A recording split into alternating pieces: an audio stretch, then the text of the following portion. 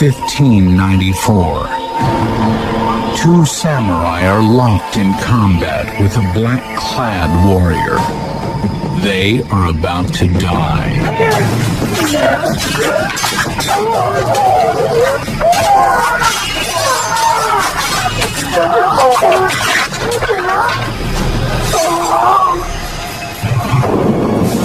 500 years ago, the ninja were Japan's most fearsome warriors. Their superhuman fighting skills were legendary, but were they true? How did the ninja strike fear in so many? The ninja's motto had to be kill or be killed. Yet were seen by so few. This individual was unseeable. You just never knew who was the ninja. Now we will search for the origins of the ninja. Secret societies of any sort are probably the most difficult topic that any researcher could choose. Test their elite fighting skills. Can you imagine what's going through his mind? This person has grabbed a hold of his razor-sharp sword.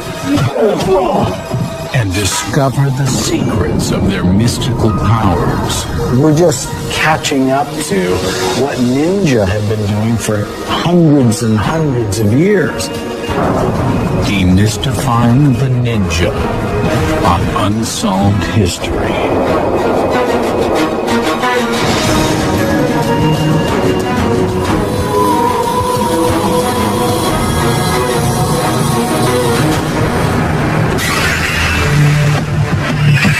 In a large villa near downtown Los Angeles, two police officers begin their watch over an important client. As part of a real-life experiment, they have been hired to guard against a hostile attack while being monitored by remote cameras. They are expecting the worst. An attack can come at any moment. What they aren't expecting is an enemy they can't see or hear. An enemy who is one of the most deadly foes in the history of warfare. And to this day is still veiled in secrecy. The ninja.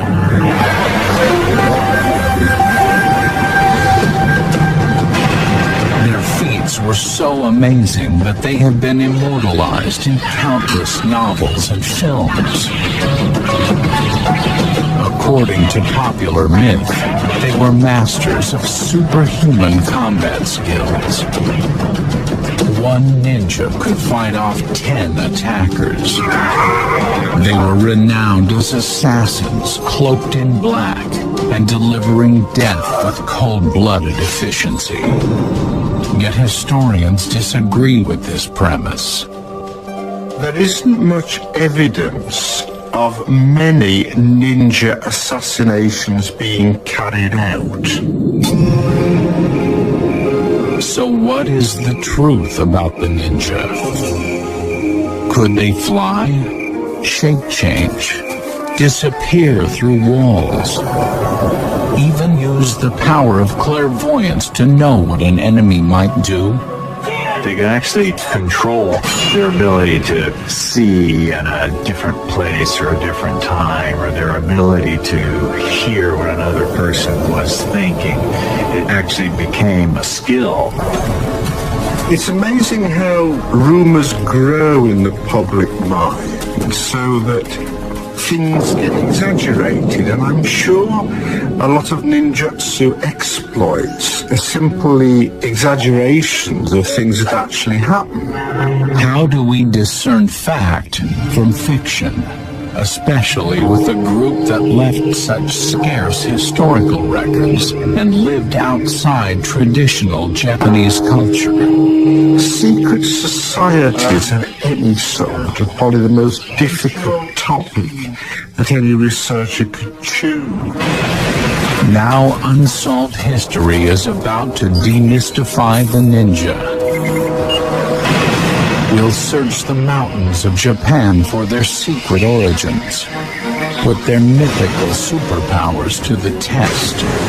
We'll meet some modern-day ninjas And our experts will investigate the true capabilities of the ninja by merging historical evidence with 21st century combat skills. Historian Dr. Stephen Turnbull. Black Belt Ninja Master Stephen Hayes. Navy SEAL Instructor Michael Andrews. 13-year police veteran and security expert Bruce Cardenas. And scientist and espionage expert Dr. David Morehouse.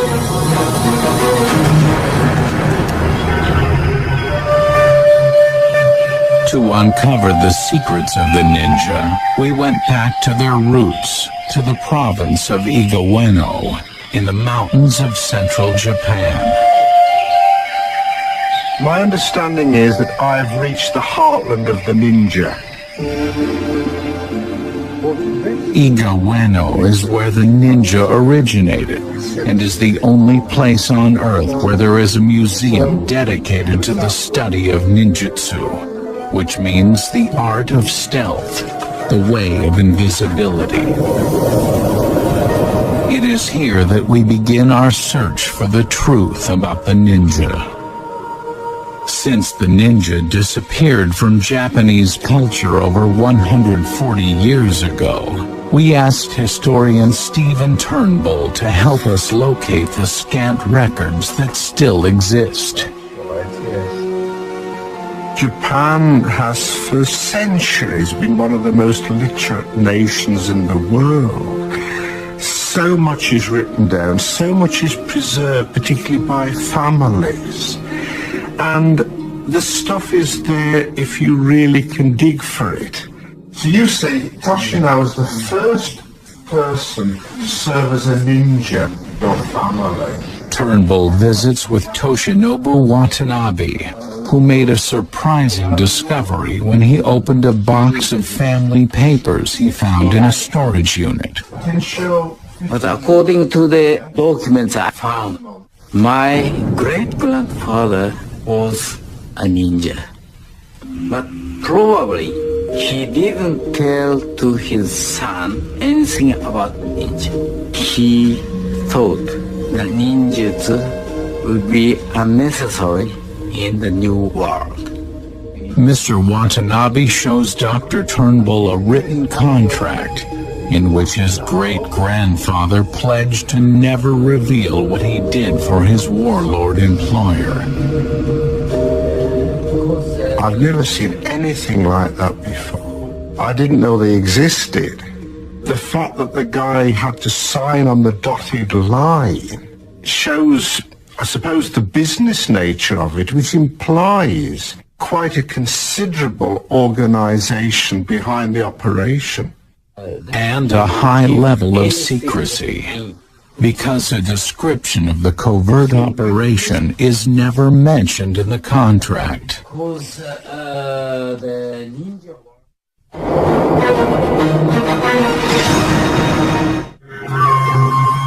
How did ninjutsu begin in Iga province?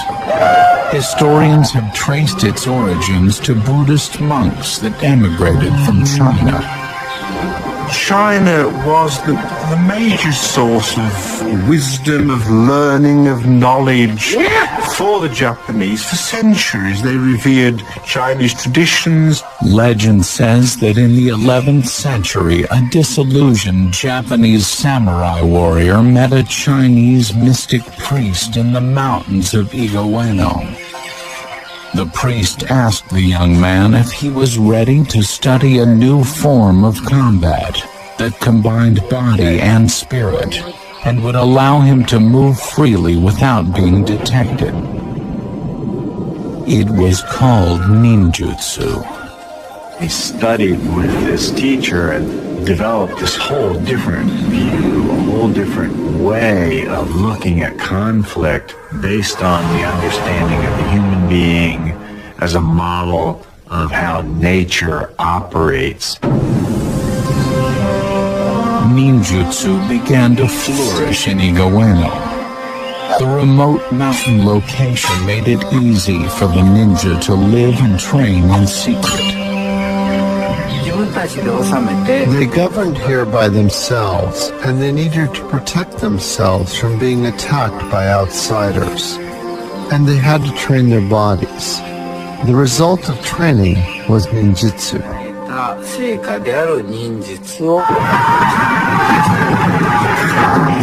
At the time, Japan was composed of many independent feudal states, and war was frequent. Local warlords would hire the ninja to spy on their rivals.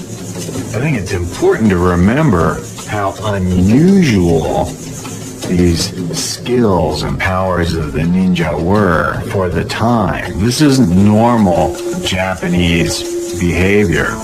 As the ninja rose to prominence during the chaos of civil war in the late 1400s, their reputation grew. Myths began to circulate about the supernatural powers they had. The most famous was invisibility. The popular term for these ninja were the invisible warriors. But you just never knew who was the ninja. Are they here? They just couldn't pin them down. Is there an explanation for this mystical skill? Maybe there's a night raid by a disgruntled warlord who wants to wipe out the ninja who've been causing him trouble.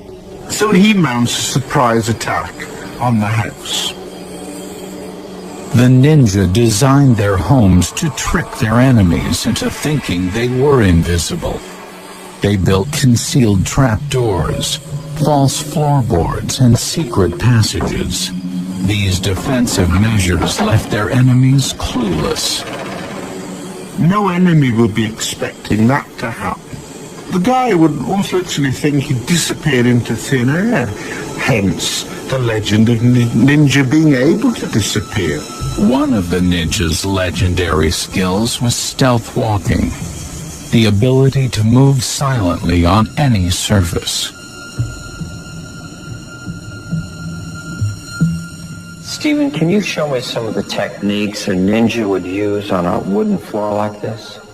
Sure, I'll show you some of the secrets. Okay. First, take a breath and kind of relax it out, because being relaxed is very important. Okay. Second, go ahead and let your knees flex this way. Sure, like a golfer, huh? Like a golfer, yeah. Now, this is a challenge because it's a very creaky floor and we have shoes on. But here's what I'm going to have you do.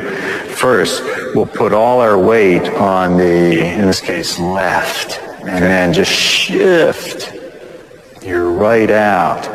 Yeah, it's excellent. Don't put any weight on it. And then slowly see if you can put the weight on there.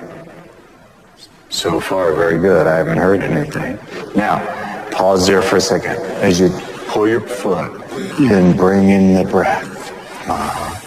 Hold it for a second. Get yourself squared away. Now you're going to reach out with the left foot. Keep your weight on your right. That's good. Even though the ninja were masters of stealth, they still had to fight sometimes. When it came to combat, the nemesis of the ninja was the samurai. These were the highly skilled warriors who served the warlords of Japan, similar to the knights of medieval Europe.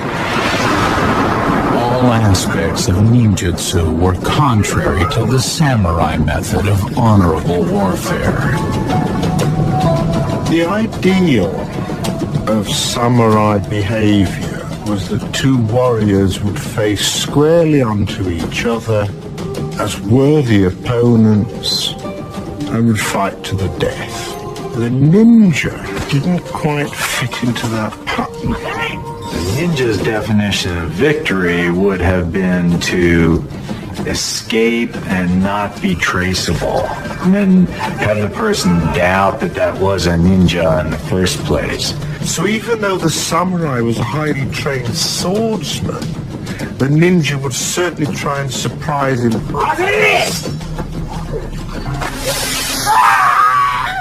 It was hardly the way to do business as far as the samurai was concerned, but it was the ninja's motto had to be kill or be killed. So what happened when the ninja and samurai clashed? Did the ninja's supernatural powers make the difference in battle? Get ready to learn the art of combat, ninja style, next on Unsolved History. For hundreds of years, Japan's warrior culture was embodied by the strong and powerful samurai. These swordsmen were the elite fighting class of Japan, until the ninja came along. I think the ninja would have been regarded with terror. These are people that you have to be very, very careful dealing with. There are myths that a ninja could easily defeat the samurai in combat, even when outnumbered. But are they true? The samurai would be trying to figure out these maybe odd movements that the ninja would be using. Different kind of tools, different positioning with the body. Plus, in his mind, he would have all of these memories of warnings from other people. Hey, these people might throw some kind of poisoned iron filings into your eyes. Stephen Hayes has practiced ninja combat arts for over 30 years and is a member of the Black Belt Hall of Fame. He has pioneered the introduction of ninjutsu to the Western world. We asked him to help us understand what kind of special powers the ninja really had and how they used them in combat. The ninja were said to be able to defy gravity and scale a sheer rock wall. But they had a special trick. These are the ninja's shuko. It's popularly referred to as a climbing claw. It's a steel band with these very tough, strong claws. And so these points were able to wedge in and allow a ninja to climb up that castle wall. The shuko had another purpose. If a person had climbed up a wall and ran into some sort of a guard, this could be used as a combat tool as well. In darkness, they might not even see this metal band. So to be able to hit into bone with this metal band or catch an arm with these claws. Very persuasive. To the samurai, it would appear that his ninja opponent was unarmed. This scenario comes flying in with that sword. Immediately he came in with a second shot. It was better than I thought, so I had to get out of there. As he comes in with this next shot, I'm just going to come in and gain control of his arms, digging this in. But if he's a samurai, he might have been armored. He lifts his arm up and starts to cut down. I'm going to jam this right in there. Can you imagine what's going through his mind? This person has grabbed a hold of his razor-sharp sword. So I use that for just that moment of tension. I lift up, kick, load, and knock his hips back so that I can then redirect his energy here. Kicking, getting him off, and then safely holding this sword, I can go in for a vulnerable area. A ninja would only survive if he could fight his way out of a hostile confrontation. To do that, he needed special weapons and tactics. In terms of taking the simple handheld weapon to its perfection, I think that's where the ninja get a great deal of credit. First and foremost, the ninja's weaponry had to be both compact and portable. The ninja had to carry all his weapons about his person. So he wouldn't want to be encumbered by too much gear when you got to climb into a castle or carry out an assassination getaway. The ninja developed their exotic weaponry from the agricultural implements they used to tend their farms in the flatlands of Igaweno. The classic example being the sickle and the chain. The sickle is a simple farmer's tool, but with a very sharp blade and a whole series of martial techniques of martial arts developed, whereby a sickle could be wielded as well as a sword. By using the sickle with a length of chain connected to a ball weight at the end, the ninja kept the samurai off guard. It was an unconventional weapon the samurai had never seen before. I would imagine that the first time a samurai saw a ninja wielding a chain, he must have thought, this is very strange, what do I do with it? Hence, the ninja had him at his mercy. The ninja also designed a more compact version of the ball and chain. It could overpower a swordsman in close quarters. You can only imagine the effect of this weight flying out and hitting right between the eyes. Might even have an instant knockout.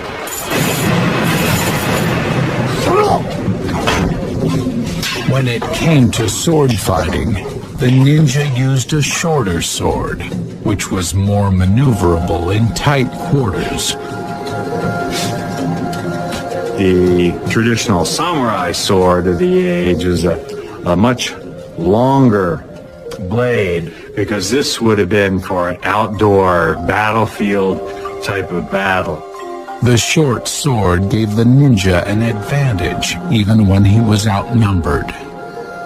In this scenario, I want them to think that I have the reach, so I pull this blade up and I keep it very flat so he can't see how long it is. He attacks to just knock this and me out of the way. I'm going to get really low here, all right?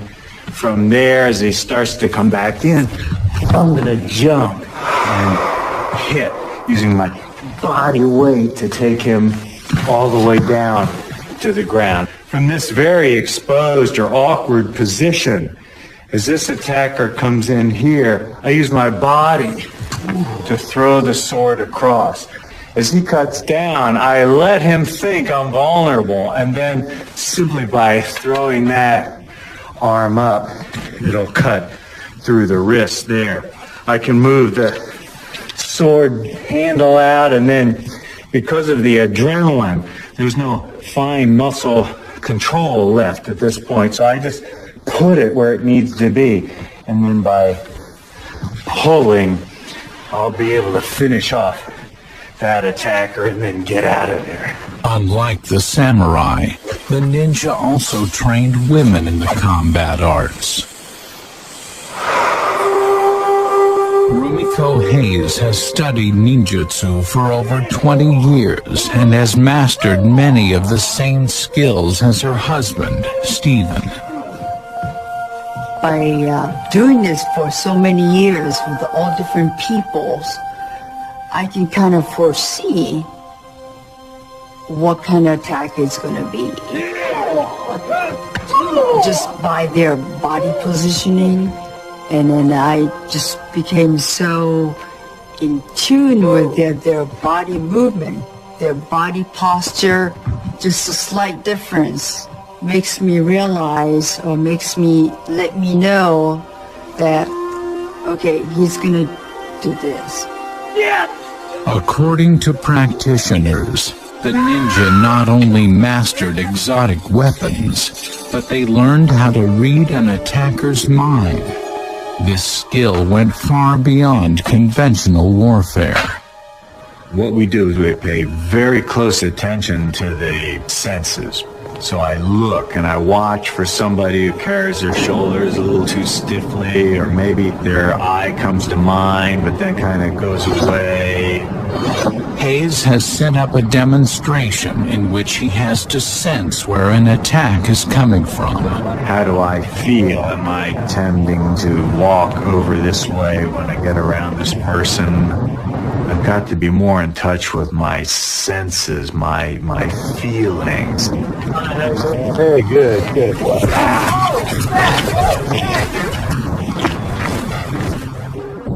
The ninja had to develop sophisticated warrior skills because they were operating under such extreme conditions. The price of failure was death. Can you imagine that kind of stress or kind of pressure that a normal person would feel?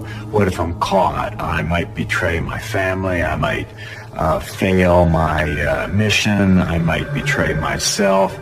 That kind of constant stress would be very different from a conventional soldier of the time. Here we have people who are utterly devoted to their calling. They are the experts, they are the elite, and like special forces nowadays, failure is just not taken into account. But how good were the ninja? Can their techniques stand the test of time? Get ready to experience a modern-day ninja mission that puts both mind and body to the test on Unsolved History. What happened to the ninja? Today, they no longer exist.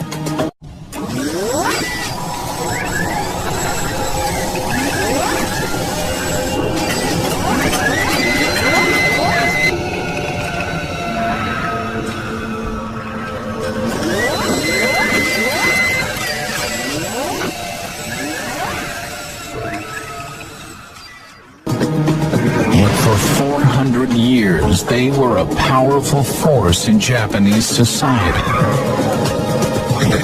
If you could destroy the enemy by sowing confusion in his ranks, by finding information out that he didn't want you to know, or even by assassinating the general while he was in his castle, then you'd won the battle just as surely as if you'd sent thousands of men to fight each other on a bloody field.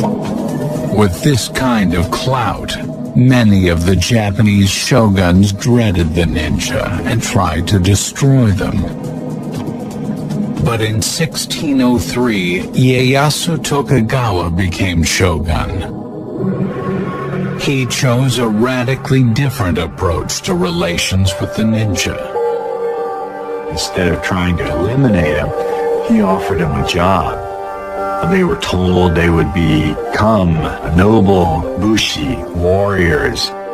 So from then on, they would work for him and for nobody else. Absolutely brilliant. The ninja became personal bodyguards for Tokugawa. To keep their mission veiled in secrecy, they assumed the role of palace gardeners. This may seem a little surprising, but I can't think of any better disguise for a ninja than to be a gardener. So the shogun had all of these ninja constantly around his house, looking busy, cleaning up, doing things, but if anything happened, they could actually go into action to defend. No attacking enemy would suspect this poor gentleman there with a pair of pruning shears being a skilled ninja until the pruning shears became a deadly weapon.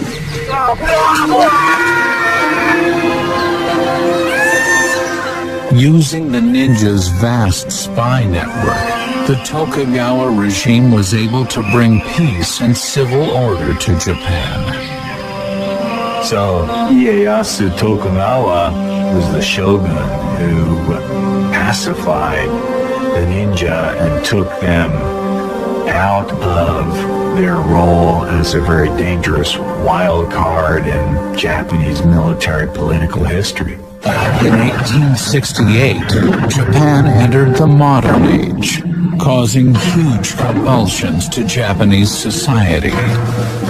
The samurai were transformed into a Western-style army, and because of domestic peace, the ninja were no longer necessary. They disappeared from the scene. Or did they? The ninja stopped operating in Japan nearly 140 years ago, yet many of their techniques are still in use today.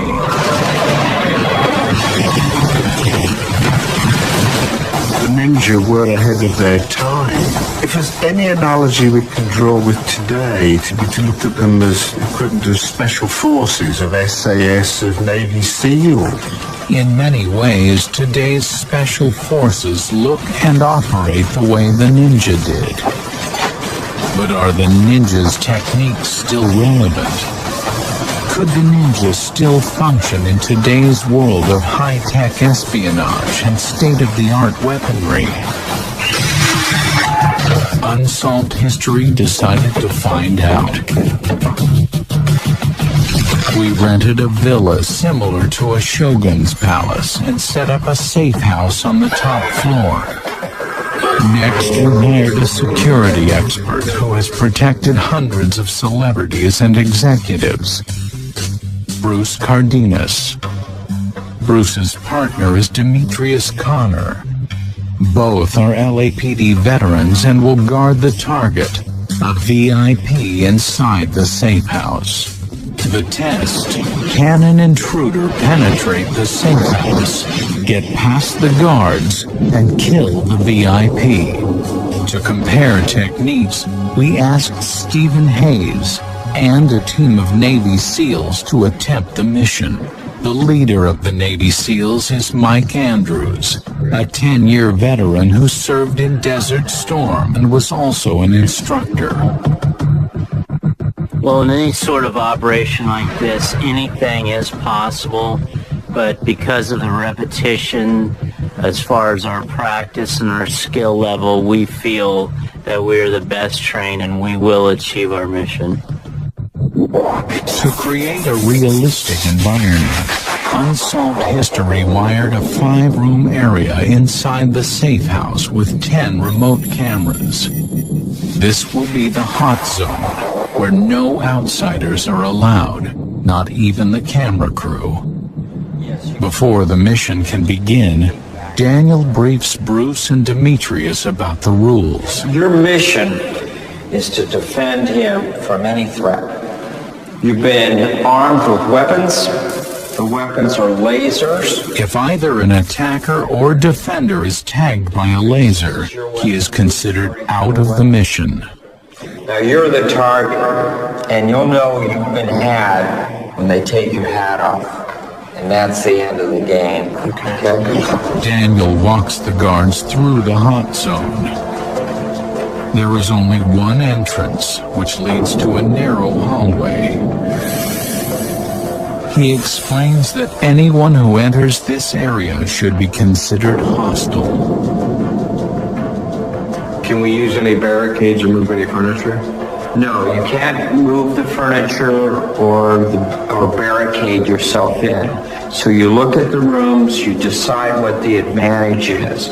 Bruce and Demetrius are told to expect a number of different attacks that could come in any form over a 10-hour period. Gentlemen, it's time for you to go into the area, and this area is now hot.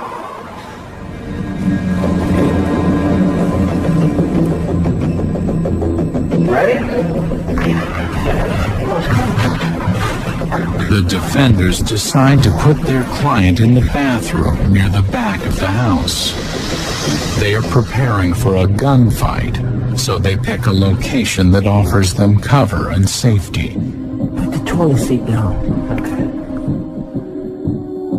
Downstairs, Technical Director Cole Berry monitors the defenders and asks them trivia questions.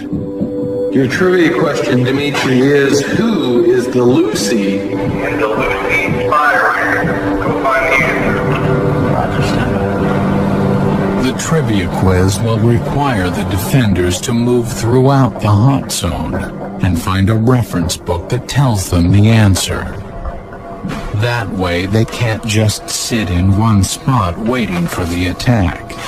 This will simulate the daily routine that bodyguards undergo as they spend months and even years on the job. We've equipped them with helmet cameras so we can watch their every move. As the defenders get oriented inside the safe house, the SEALs begin their operation. They deploy a sniper to survey the house. He uses a tried-and-true ninja technique, camouflage. The art of camouflage is all about tricking the eye. The ghillie suits to break up the person's silhouette. Somebody can pick up the silhouette of a body. I mean, there's nothing else in the world that looks like it but a body. Meanwhile, the SEAL assault team prepares for the attack. Mission like this, we're gonna wear dark colored outfits, masked, so that we blend in and we're stealthy and we're matching the dimly lit conditions of the target. Although the guards are performing their tasks, they are still vigilant, expecting an attack at any moment. Outside, the sniper determines the position of the target using a high-powered rifle scope. We'll keep feeding the team, hey, you know, every 10 minutes I see this guy walk by the window. They just moved the guy. When the sniper reports the location of the target, the attack team of 5 SEALs moves into position. We have intel that they have pre-ordered rounds that they make around the premises, and we're going to ambush one of their security element there.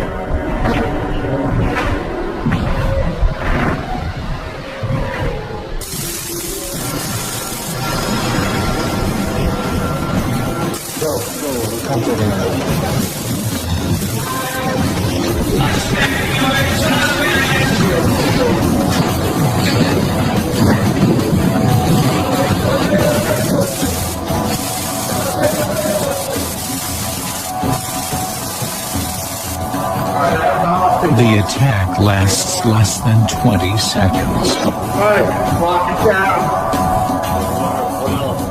First, Bruce is ambushed by 3 separate SEALs. He barely gets his gun out of the holster. I think I heard them the same time I saw them. It was simultaneously. When the shooting starts, the SEALs have to be quick because unlike Bruce, Demetrius is ready for them. I knew they had to come down this corridor here, and as they were coming, I began firing. I think I saw one of them go past. I moved over here because I knew he was going to come out through here, so I took a position here and just started firing to this man. Demetrius's handgun is no match for the SEAL's automatic weapons. I saw a movement here to the right. I saw his gun sticking out behind the doorway, so I just stitched him right up. The SEALs made short of the guards using signs and overwhelming firepower to get to their target. But how would a ninja fare? Would he be able to get past the guards? Next on Unsolved History, a modern-day ninja attempts to penetrate the hot zone. By going in without any overt weapons, actually allowed me to move right into the middle of all that danger. And we investigate the most extraordinary ninja power. They can actually control their ability to see in a different place or a different time. In our safe house experiment, the Navy SEALs were easily able to overpower the guards by using massive firepower and the element of surprise. But how well would a ninja do? Stephen Hayes, a modern-day ninja, will attempt to use ninjutsu to accomplish the same mission: assassinate the target. After the seal attack, the guards, Bruce and Demetrius, decide to move their client to the other side of the safe house. They are determined not to fail a second time. But Hayes plans on using a completely different strategy than the SEALs. What I wanted to do was go in with minimum backup, little intelligence. I went in with no weapon. I had no big team to go in. Here, the myth of the ninja diverges from the reality. The myth: a ninja assassin dressed in black, slipping furtively through the shadows to reach his goal. The reality: the ninja was more likely to use deception to slip past the guards. 500 years ago, the ninja would often use disguises like that of a gardener. Our modern-day ninja will adopt a contemporary guise. He will pretend to be a production assistant working with the television crew. The real thing is we look like what people expect to see, and therefore we go invisible. I had a can of air that I was using to appear to be cleaning off some lenses there. Hayes begins to carefully probe the perimeter of the hot zone. Partner, we have somebody up here. Dimitri, we got people up here. Can I help you, sir? We're setting a camera up here. You know, I'm not to send you away. No one announced you. But Bruce isn't fooled by the ploy and won't let him pass the front hall. So how did that go? He came out gun drawn and confronted me in there, so they're real jumpy. Even with the defenders suspicious, Hayes won't give up his strategy. I had recruited a young woman to assist me in just kind of wearing them down. Well, I would send her in, smiling, the tool belt on, offering drinks. This doesn't look like a danger. Hello there! Can I help you? Guys! I brought you some donuts. Why? I'm not anyone announced you guys. Pardon? You know, I'm not to send you away. No one announced you. Okay. Should I leave them on the ground? No, you can take it back. Okay. They got to see people who they knew weren't supposed to be here for confusing the issue. Man, why are you doing this? It's the booby trap, man. Get her out of here. So I used her to help wear it down. Come up here again.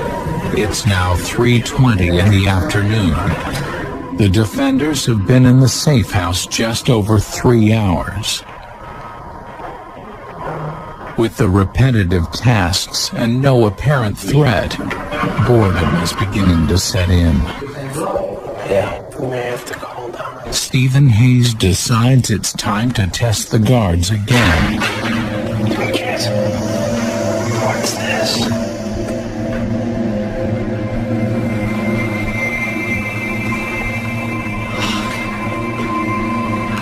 The police SWAT people, they were so good, they were so observant.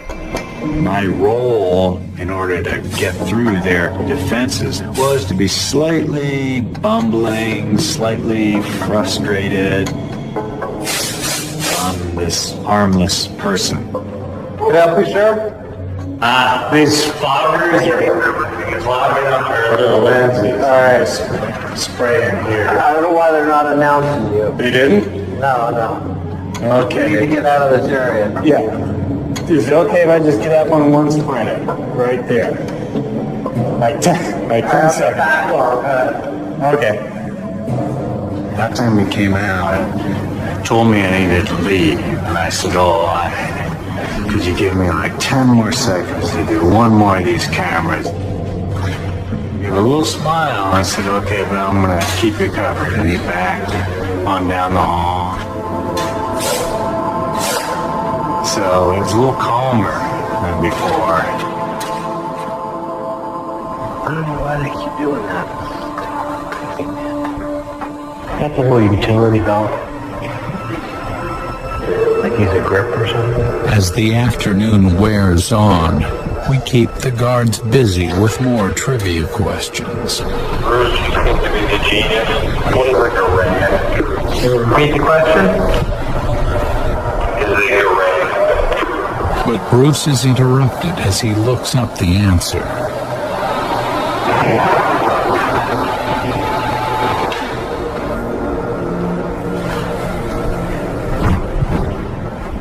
Guys, what do you think? These foggers are driving us crazy. We need to go into this wing and spray these pelcos. This is too much smoke. So why does the fog screw up the lens? I mean, it's not a moist fog. It's got that film on there. I just acted like this kind of an individual who really had no idea how dangerous it was. Would have acted, and they assumed I was supposed to be there because I acted like I was supposed to be there. One officer was trying to figure out what grand was, so I grinned and I said, "Cover your mic." Isn't that grand? And he covered his mic and said, "It's a rifle." And just gave him a thumbs up. And so I gave him the answer like I was his buddy and was going to help him cheat. The answer to that question Is it a long rifle? correct. The correct answer earns Bruce's confidence, giving Hayes free rein inside the hot zone. He decides to probe closer to the target. I really thought they might take the protectee out and then let us go down, but he was down there. So we went down, we walked in, I went back to the camera near where the protectee was hiding, and I was spraying it, and one officer was right in the door. I'm going to get past this guy without physical contact. So I started acting annoyed. So now they're kind of looking at each other.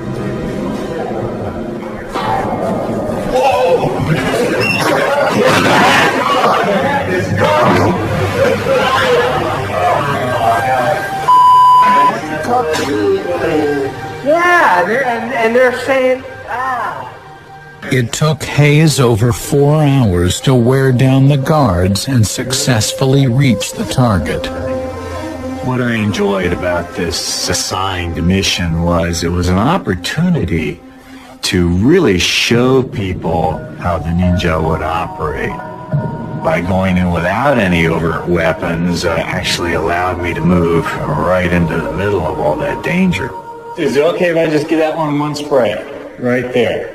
I got duped by him. I mean, it was believable that he was the maintenance guy. I screwed up. I should have held our ground, and it was a hot set, and you said there was no exceptions except for the 2 referees, so. Hayes has completed his mission. His success proves that the ninja's ancient techniques are still viable in today's high-tech world. But what about the most unbelievable skill of the ninja? Are they really capable of reading minds, or is this just a myth?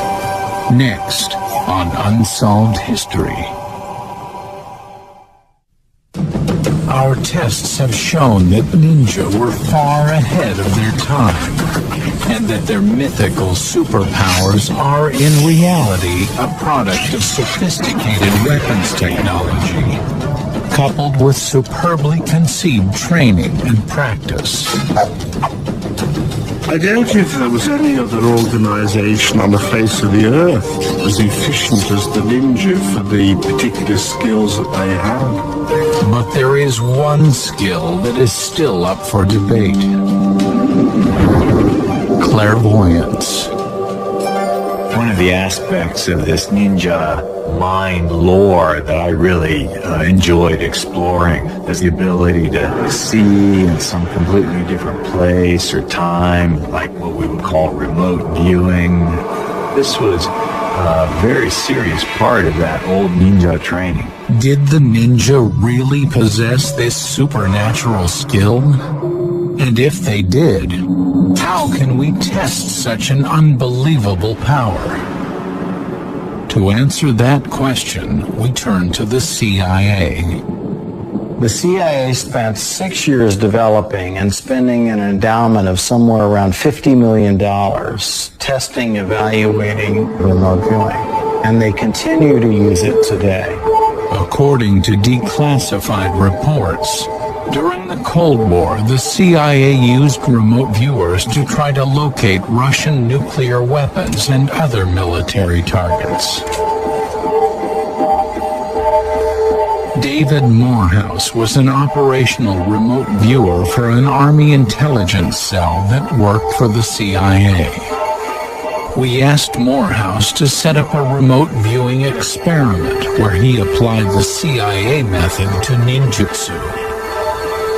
If you're comparing remote viewers to ninja, well, the great similarity that is there certainly is this absolute knowing that there is something beyond the physical that is inherent to all of us. The ninja knows that.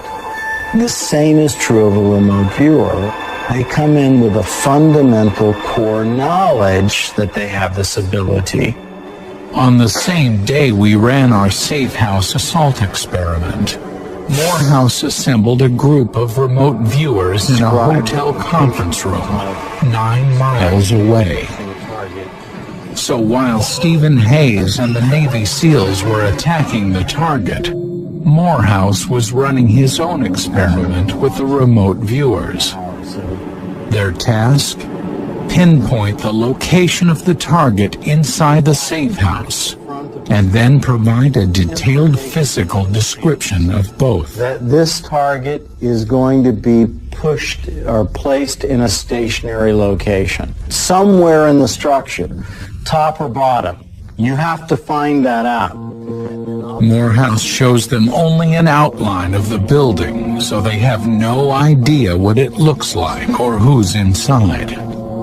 They are given photographs of the site. They're not allowed to walk on the site. We don't tell them about what really is happening there. We keep it very narrow in its focus, and we give them an opportunity to go into an altered state of consciousness, and they begin to extract data. The remote viewers begin by blocking out all external stimuli. The experiment must take place during the ninja and SEAL attacks, so the target will experience real fears and emotions. According to Morehouse, the biological activity in the target's brain can be picked up by the viewers. The target is putting off an electrochemical response. It's putting off a frequency response. Its thoughts, the actions and motions of its body, the physiology of the body, everything there is producing a waveform expression of what is taking place. And these individuals are able to detect and decode that data, sketching it and capturing verbally what they are perceiving.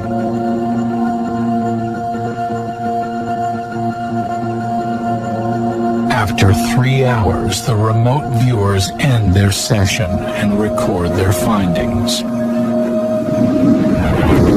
Then they go to the safe house to see how close they came to locating the target. Here's the thing. Oh my goodness. Well, I'm really satisfied with what they've done. The larger majority of the remote viewers, 10 out of 11, indicate that it's on the top floor. When we evaluated the results, 5 out of the 11 viewers came within 15 yards of hitting the target, while 1 was spot on.